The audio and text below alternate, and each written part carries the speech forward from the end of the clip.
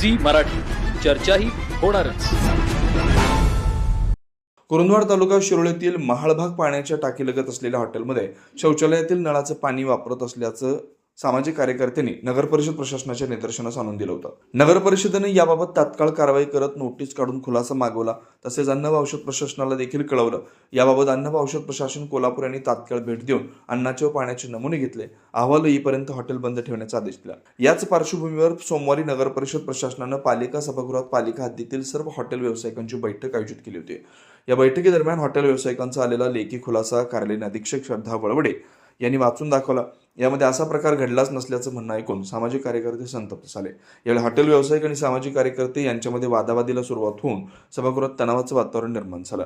याचे गंभीर परिणाम ओळखून मुख्याधिकारी मनोज कुमार देसाई यांनी तुम्हाला व्यवसाय करायचा जसं स्वतंत्र आहे तसंच ग्राहकाचं आरोग्य आणि हित तितकंच महत्त्वाचं आहे, त्यामुळे प्रशासनाच्या मार्गदर्शक तत्वांचं पालन न करणाऱ्या हॉटेल व्यावसायिकांना प्रथम 7 दिवसांची नोटीस, नंतर दंडात्मक कारवाई, त्यानंतर सुधारणा न झाल्यास प्रशासकीय कारवाई करण्यात येईल असा इशारा दिला।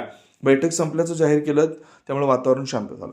हॉटेल व्यावसायिकांच्या आडमुठ्या भूमिकेमुळे व दांडगाव्यामुळे संतप्त झालेल्या कुरुंदवाड शहर बचाव पुरोगामी संघर्ष समितीच्या कार्यकर्त्यांनी नगर परिषद प्रशासन तसेच अन्न व औषध प्रशासनाच्या मार्गदर्शक तत्वांचा शुक्रवारपर्यंत काटेकोर पालन न केल्यास शुक्रवारपासून तीव्र आंदोलन छेडण्याचा इशारा देण्यात आला। यावेळी समितीचे सुनील कुरुंदवाडे, तानाजी आलासे, शाहीर आवळे, दादासू पाटील, दिलीप बंडगर, गोपाल चव्हाण, सिकंदर सारवान, रावसाहेब गवळी, काशीनाथ चिखलगार, आयुब मानगावे तसेच हॉटेल व्यावसायिक मोठ्या संख्येने उपस्थित होते। सी मराठीसाठी कुरुंदवाडहून प्रभाकर बंडगर।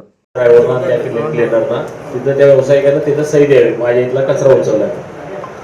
आणि दुसरं कंपल्सरी नळ कनेक्शन किंवा पाण्याची सोय व्यावसायिकांनी करायची आहे। सार्वजनिक ठिकाण कुठल्या शौचालय कुठल्या तर कोणाच्या तर घरातलं पाणी अजिबात चालणार नाही।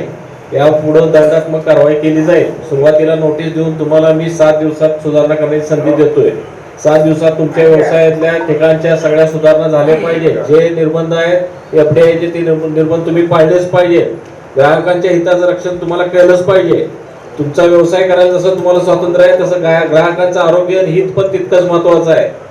गावात बहुतांशी लोक सर्वसामान्य माणसं आहेत। सर्वसामान्य माणसाच्या हिताची तुम्ही जबाबदारी घेतली पाहिजे। तुम्ही व्यावसायिक आहात, त्यातून तुम्हाला नफा मिळतो, त्यामुळे तुम्ही ह्या छोट्या छोट्या गोष्टी दुर्लक्षित अजिबात करू नका। कचऱ्यासाठी डस्टबिन ठेवणं किंवा काही ज्या गोष्टी असतील तिथं स्वच्छता ठेवणं, ज्या सूचनेच्या सूचना आहेत त्या घेणं आणि प्रशिक्षण घेणं। 15 दिवसात जर प्रशिक्षण नाही घेतलं तर तुम्हाला नोटीस आणि दंडात्मक कारवाई केली जाईल। त्यानंतर जर व्यवसाय चालू ठेवला तर एफडीआयकडे तक्रार केली जाईल। वारंवार नागरिकांनी यायचं तेच ते तक्रारी करायच्या हे तुमच्या व्यवसायाच्या दृष्टीने योग्य नाही, नगरपालिकेच्या दृष्टीने योग्य नाहीये।